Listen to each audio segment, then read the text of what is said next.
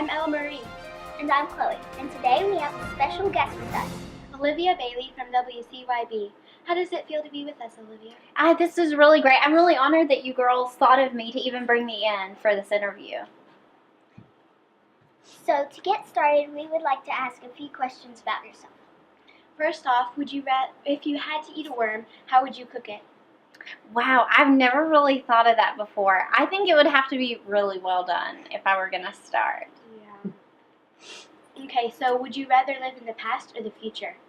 Wow, that's a hard question. I think I would rather live in the future. I think I've had enough time in the past. I think I'd rather move on.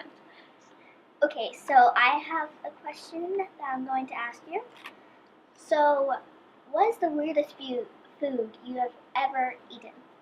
What's the weirdest food that I've ever eaten? So I'm not really that adventurous, so I don't eat all this funny food. So I would just have to say it's probably something like squid or something. And it had to be cooked really well. Yeah. Okay, so to move on to some more serious matters. Do you agree with Trump's decision to build a wall and separate us from Mexico?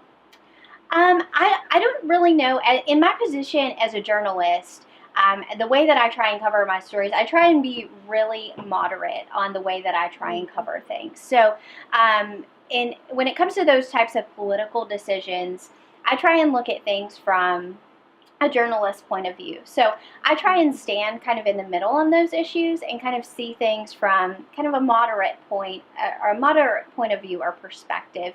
So I try and just put the facts out there when it comes to those types of things and those types of stories. So I usually don't have an opinion on those types of political things, but I really just try and offer as many facts when it comes to those types of political stories as we can. So, I heard about the cold weather on the Tuesday night news. What's all the snow about?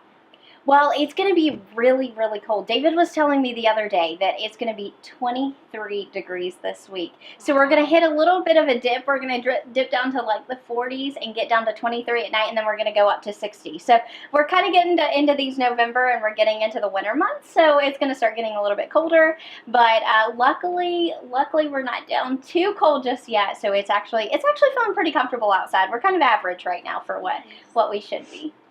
I've heard there's going to be another hurricane. Are the rumors true?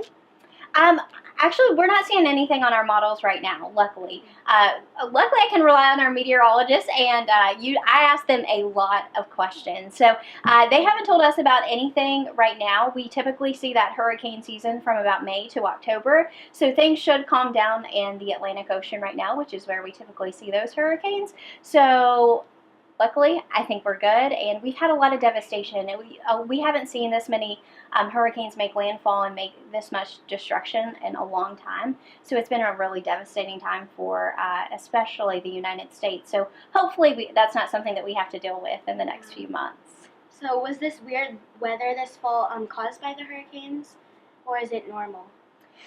Well, we have seen a lot of these hurricanes make landfall, and it's caused a lot of destruction. Obviously, the more than 50 inches of rain that happened in Houston from Hurricane Harvey, that was a record-breaking rainfall. So that's obviously something that we don't see every day.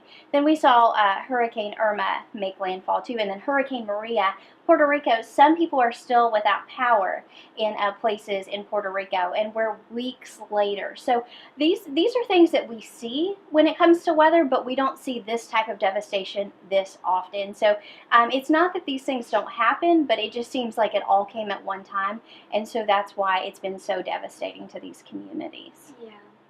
Okay, so we're going to try something new today, and so we'll say Avoca, and you'll say dragons. Okay, perfect. Avoca. Dragons. That was amazing. Okay, thank you for coming out with us today, and thanks to you for watching.